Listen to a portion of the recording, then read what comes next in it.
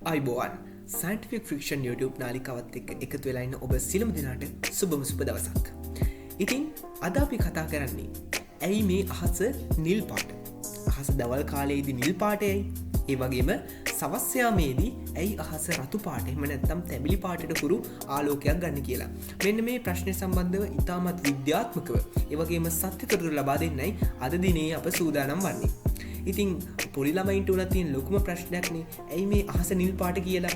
ඉතින් අන්නේ ප්‍රශ්නෙට අද අපි උත්තරේ ලබා දෙනවා. හරි. ඔයගොල්ලන්ට මතක ඇති අපි පොඩි කාලේ පරීක්ෂණයක් කරා. ප්‍රිස්මයක් ඇතුලෙන් සුදු ආලෝකය යවලා. ඉතින් එහෙම පරීක්ෂණය සිදු කරාම ඔයගොල්ලන්ට මතක ඇති ඒ ආලෝකය වර්ණ 7කට බෙදෙනවා. ඉතින් ඔයගොල්ලෝ හොඳටම දන්නවා ඒ වර්ණ 7 තමයි දේදුනේ තියෙන වර්ණ 7. ඉතින් ඒ වගේම තමයි සූර්යාගේ වර්ණයත්. සූර්යාගේ වර්ණයත් සුදු පාටයි. නමුත් සමන්විත වෙලා තියෙන්නේ අර වගේ වර්ණ 7කින්. ඒ වර්ණ 7 වන්නේ දේදුන්නේ වර්ණ 7ම තමයි. ඉතින් ඒ විදිහට සූර්යාගෙන් නිකුත් වෙන සූර්යාලෝකය ඉහළ වාතයේ හයි ඇට්මොස්ෆියර් එකේ තියෙන වාත අංශු වල එහෙම නැත්නම් විවිධ දූවිලි අංශු වායු අංශු වල වැදිලා ඒවා එක සිදුවීමක් වෙනවා. ඒ සිදුවීම විද්‍යාත්මක හැඳින්වුවොත් සංසිද්ධිය වෙන මොකක්වත් නෙමේ ස්කැටරින්. ඉතින් මේක දන්න සමහර කට්ටිය ඇති. අපි ඔය කියන්නේ ස්කැටර් වෙනවා කියලා. ස්කැටරින් කියන එකේ සිංහල තේරුම තමයි ආලෝකයේ විසිර යාම කියන්නේ. ආලෝකයේ විසිර ගියාට පස්සේ තමයි මෙන්න මේ වගේ සංසිද්ධිය කියන අහස නිල් පාට වීම නැත්නම් සවස් යාමේදී අහස රතු පාට වීම වගේ සංසිද්ධීන් වෙන්නේ. ඉතින් අපි ඊළඟට අන්න ඒව වෙන්නේ කොහොමද කියන එක ගැන කතා කරමු. ඉතින් මේ සංසිද්ධියට හේතුව තමයි තරංගවල තියෙන තරංග ආයාමය වේව්ලෙන්ත් කියන්නේ. වේව්ලෙන්ත් කියන්නේ තරංගයක එකම ස්ථාන දෙකක් අතර තියෙන දුර. ඉතින් මෙන්න මේක තමයි මෙන්න මේ වගේ සංසිද්ධියට හේතුව. ඒ කියන්නේ මෙහෙමයි.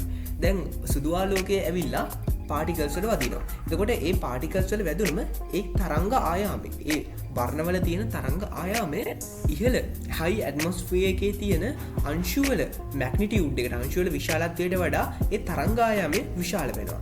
අන්න එහෙම වුණාම ඒ ආලෝකය විසිර ගිහිල්ලා තරංග ආයාමය අඩු ආලෝක ඉතුරු වෙනවා. ඉතින් ඔයාලා දන්නවා වර්ණාවලිය ගත්තම තරංග ආයාමය වැඩි රතු පාට වගේ ඉහළින් තියෙන ආලෝකවල.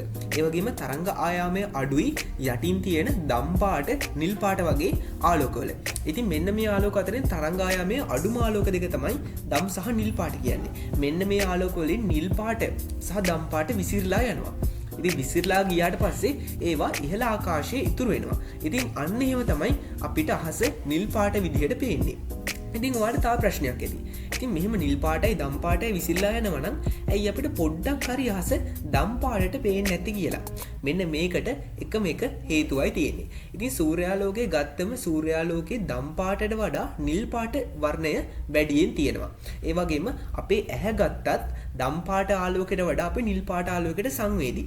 ඉතින් උදාහරණයක් විදිහට Facebook ආයතනයේ ලෝගෝ එක නිල් පාටින් හදලා තියෙන්නේ. ඒකටත් විද්‍යාත්මක හේතුවක් තියෙනවා. ඒ තමයි අපේ ඇස සංවේදී නිල් පාට වර්ණයට. ඉතින් මෙන්න මේක නිසා අපිට අහස පේන්නේ නිල් පාටට.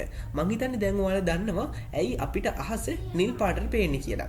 ඊළඟට අපි කතා කරමු ඇයි අපිට සවස් කාලයේදී අහස රතු පාටට පේන්නේ කියලා. හෝ පොඩ්ඩක් ඉන්න.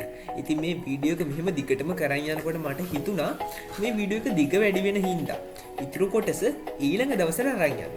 ඉතින් මම හිතනවා ඔයාලා මාත් එක්ක තරහ වෙන එකක් නෑ කියලා.